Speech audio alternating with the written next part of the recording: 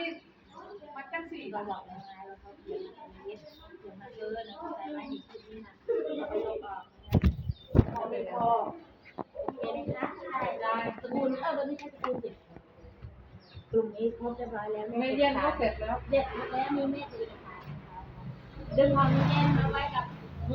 องดึงทองเมืองมาไว้กับเย็นทำการ2 คนเข้าใจไหมคะเดี๋ยว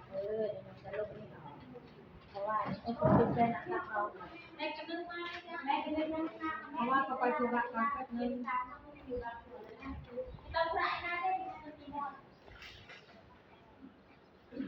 แม่เมืองเสร็จแล้วค่ะพี่ยุแม่เมืองเสร็จแล้วไงก็เอาเอกสารแม่ให้เรียบร้อยนะอ๋อดึงทองยางมะเพนใช่ไหมแม่เมืองก็จะมีพ่อจำนงแล้วก็จะมีของแม่เย็นวันนี้จะทำให้กินให้แกส่วนของแม่เย็นก็เอาแม่เมืองอันนี้ให้แกเมืองทางนั่นน่ะได้เปิดมีทำเลยอันนี้เสร็จแล้วของชุดแม่เย็นบางคนเองน่ะแล้วก็เสร็จเรียบร้อยแล้วแม่น่าจ้าเขาเป็นเขาเลยต้องเท่าทั้งพูดนั่นแหละเรียนให้เสร็จแล้วก็แม่พูดให้เสร็จเข้ามาเท่าพูดน่ะคือเท่าวิเศษมีกันพูดชื่อเลยเด้อแต่พูดนะมินแปะไม่ได้เลยพูดเลย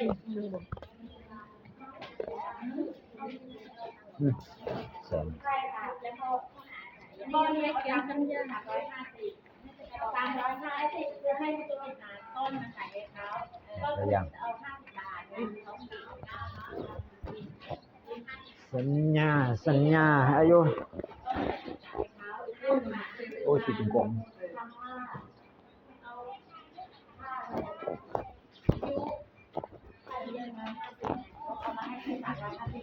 ปวดหัวเขาของเขาก็จะมีรับพี่น้องคนนึงเป็นผู้สนิททำให้เขาเก่งค่ะก็ต้องแม่ทักให้นั่นน่ะแม่รู้หรือยังอ่ะเอกสารแม่ล่ะไหนอ่ะคุณแม่แสดงโทรตามหรือยังล่ะนี่บอกนี่ไงปฏิบัติของพ่อน่ะซ้ำข้าวบ้านได้ชั่วได้ชั่วราวินันบ้านได้ชั่วไหมนั่นเองเพราะว่าเก็บยอดเข้าไปเก็บทั้งเป็นไม่เห็นในยอดนั้นใช่ป่ะในนั้นใช่ไหมชื่อใจของแม่น้อยอันนี้ก็ชื่อยายของหนูเขียนเลยไม่เป็นข้างล่างเขียนเลยโอ้ดูจังโบค่ะอันนี้เราเขียนว่าจุ๊บอันนี้ของลุงเสริมเราเขียนของนวินันผู้สิสู้คำให้เขาเสร็จกันหมดปากกามาให้มิ่งมาเนี่ยนวินันน่ะจะทำประโยชน์อะไรให้มิ่งเขียนเลยเหรอคุณนายหนูไปไหนวะเนี่ยนายอะไรโต